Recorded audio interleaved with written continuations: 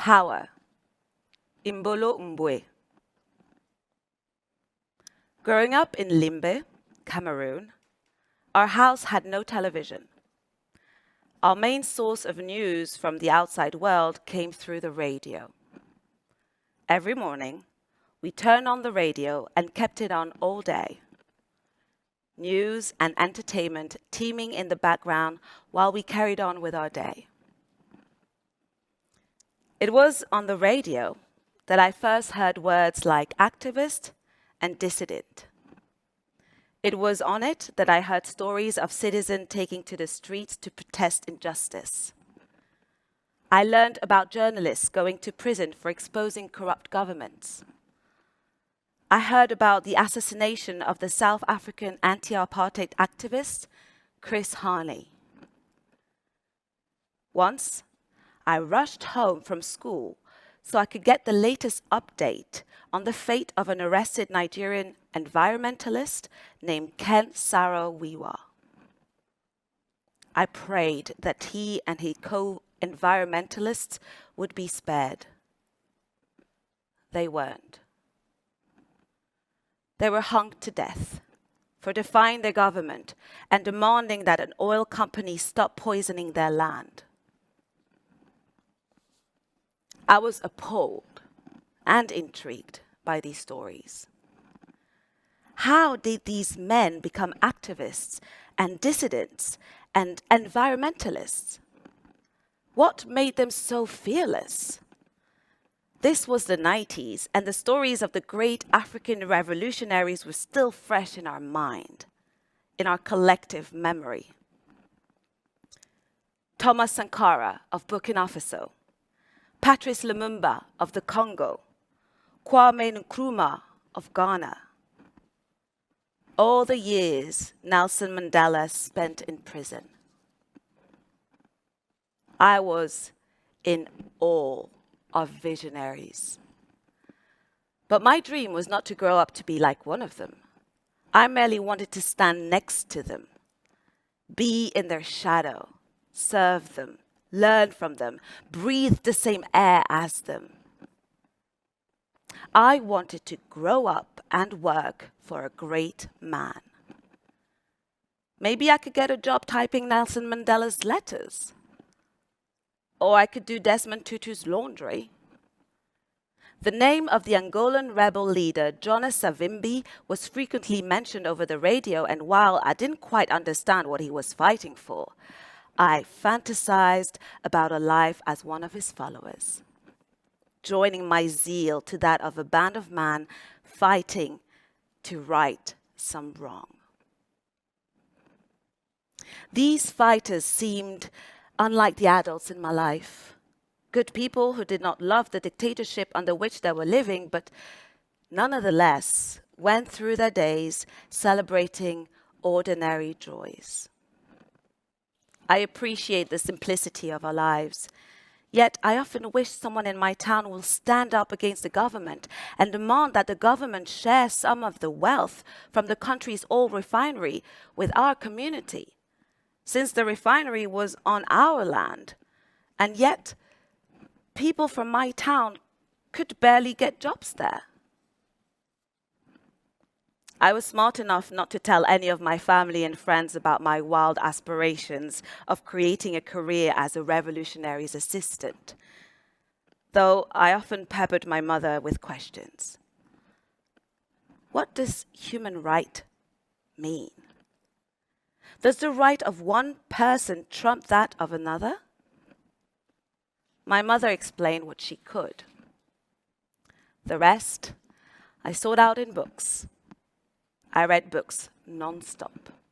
I wanted to know as much as possible. Now, I realize that it was just curiosity that drew me to the revolutionaries and rebels and renegades. What truly drew them to me was the fact that they were doing something I wished I could do, but couldn't, because it was virtually non-existent around me.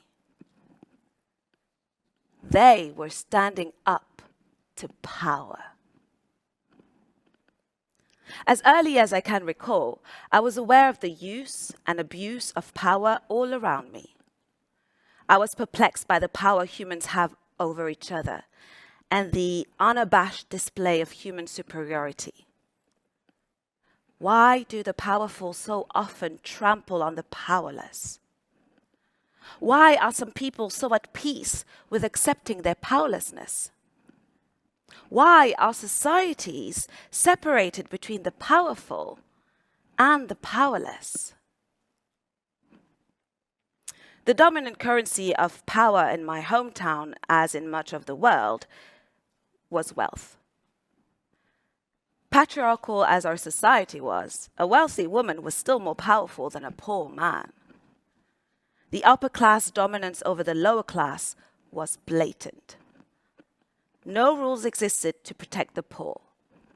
A wealthy person could treat his and her employees poorly, and all the employee could say was, "Yes, sir.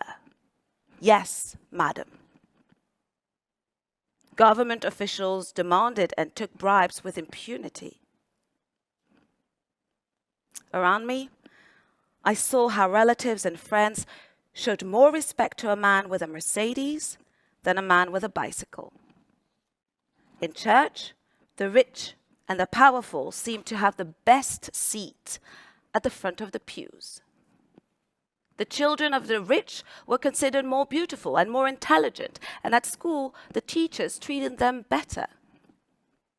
I couldn't resign myself to the idea that some humans were more worthy of dignity and respect than others. I arrived in America with a naive idea that it would be different. What I'd heard over the radio had suggested that America was a far better country than Cameroon. It wasn't. It was, in some ways, but not as far as power abuse was concerned. In both countries, there were the powerful, and there were those whose power had been stolen or taken away by force. There were also those who had knowingly or unknowingly relinquished their power. In Cameroon, nepotism reigned. In America, I encountered racism. And I found both ism equally insidious. Whatever ism I saw in the US had its twin or equivalent in Cameroon.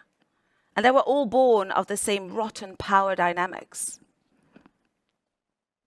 It might be convenient to blame a group of people for society's problems, but in doing so, we fail to realize that humans of all races and genders and creeds are capable of power abuse. It is a consequence of our human nature. Psychological studies have shown that anyone given power can become impetuous, insatiable, entitled, and engage in unethical behavior which they might not have otherwise engaged in. The power game is a ruthless one. What we need, therefore, is a reshuffling playing deck. The game has to be reinvented. If blacks end up with the power whites now have, and whites ended up marginalized, we still wouldn't have a better country. And we wouldn't be satisfied with a matriarchal society in which men are treated as second-class citizens. Our collective dream should be that every human be treated with equal dignity. Am I suggesting that we create an egalitarian society that serves everyone? Yes.